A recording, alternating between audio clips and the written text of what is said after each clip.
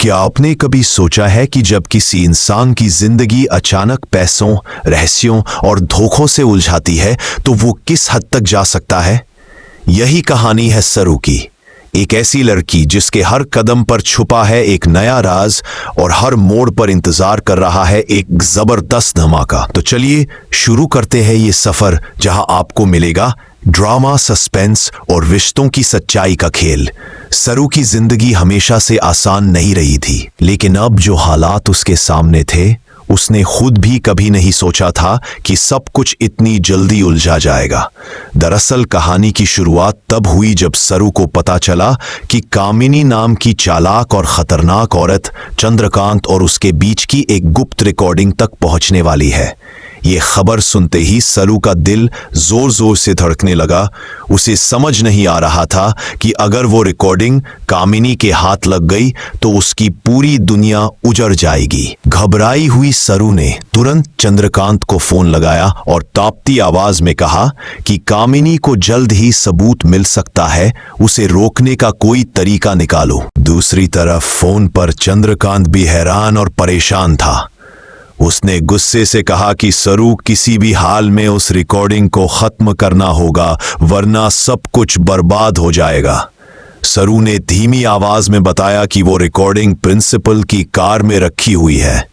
चंद्रकांत ने बिना देर किए सख्त लहजे में कहा कि तुम्हें चाहे जैसा करना पड़े, उस कार को तोड़ दो, सबूत नष्ट कर दो। सरू पहले तो हिचकिचाई, क्योंकि ये सब करना उसके स्वभाव में नहीं था, लेकिन हालात ऐसे बन गए थे कि अब उसके पास कोई और रास्ता नहीं था। वो तुरंत कॉलेज के पार्किंग एरिया की तरफ भागी। वहां प्रिंसिपल की चमचमाती गाड़ी खड़ी थी। सरू ने आसपास देखा और एक हॉकी स्टिक उठाकर शीशा तोड़ने की कोशिश करने लगी, मगर शीशा इतना मजबूत था कि टूट ही नहीं रहा था। उसकी सांसें तेज हो गईं, माथे पर पसीना आ गया। तभी उसकी नजर पास रखी केरोसिन की बोतल पर पड़ी। उसने तुरंत चंद्रकांत को कॉल करके बताया। चंद्रकांत की आवाज आई कि बिना सोचे गाड़ी पर केरोसिन डालो और आग लगा दो। सरू कांपते हुए बोली कि क्या मैं सच में ऐसा कर सकती हूं? लेकिन तभी उसने देखा कि प्रिंसिपल सर उसकी तरफ आते दिखाई दे रहे हैं। घबराकर उसने हिम्मत जुटाई और केरोसिन डालकर आग लगा दी। गाड़ी देखते ही देखते जल उठी। चारों तरफ शोर मच गया। प्रिंसिपल गुस्से से चीख उठे कि सरू, तुम्हारी हिम्मत कैसे हुई मेरी कार को जलाने की? क्या तुम्हें पता भी है कि यह कितनी बड़ी हरकत है? सरू ने एक ठंडी मुस्कान के साथ जवाब दिया कि मैंने आपको पहले ही कहा था कार हटा दीजिए, लेकिन आपने मेरी बात अनसुनी कर दी। अब इसका खामियाजा तो आपको भुगतना ही पड़ेगा। और हाँ, याद रखिए कि यह कॉलेज सिर्फ आपका नहीं बल्कि मेरा भी है, क्योंकि मैं इस कॉलेज की मालिक हूं। जितना भी नुकसान हुआ है उसका हिसाब मुझे दे देना, मैं पैसे घर भिजवा दूंगी। इतना कहकर सरू वहां से तिरछी मुस्कान लिए निकल गई। उसके इस अंदाज ने सबको हैरान कर दिया, खासकर वेद को, जिसने कभी सोचा भी नहीं था कि सरू इतना बड़ा कदम उठा सकती है। वेद का दिल बेचैन हो गया। उसे यकीन ही नहीं हुआ कि सरू वही लड़की है जिससे वो धीरे धीरे प्यार करने लगा था। इस मौके का फायदा उठाते हुए अनिका ने भी आग में घी डालने का काम किया। उसने वेद से कहा, देखा तुमने, पैसा आते ही सरू कितनी बदल गई है। पहले जो हर किसी का ख्याल रखती थी, आज वही दूसरों की गाड़ियां जलाकर चली जाती है। ये सुनकर वेद और भी परेशान हो गया। घर पहुंचकर सरू पूजा की तैयारी कर रही थी। वह हमेशा की तरह तैयार होकर बैठी थी कि तभी फुल्ला वहां आ गई। फुल्ला ने नए कपड़े, फोन और महंगे गहने पहन रखे थे। सरू ने हैरानी से पूछा कि ये सब क्या है? फुल्ला ने हंसते हुए कहा, यह सब तुम्हारे क्रेडिट कार्ड का कमाल है।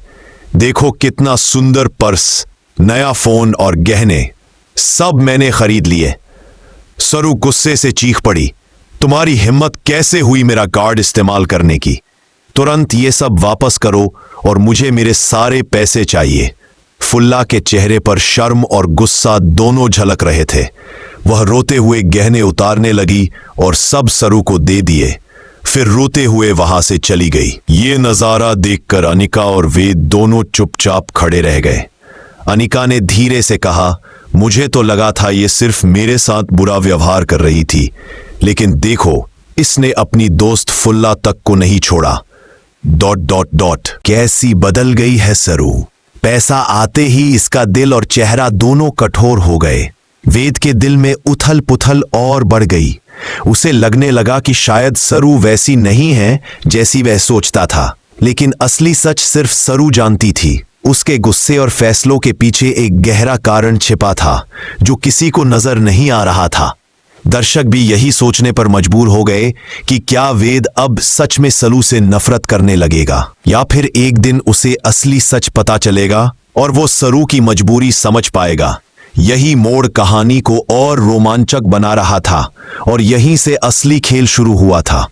अगर आपको ये ट्विस्ट पसंद आ रहा है और आप जानना चाहते हैं कि आगे सरू और वेद की किस्मत कहां ले जाएगी, तो हमें जरूर फॉलो करें और अपने विचार कमेंट में बताइए।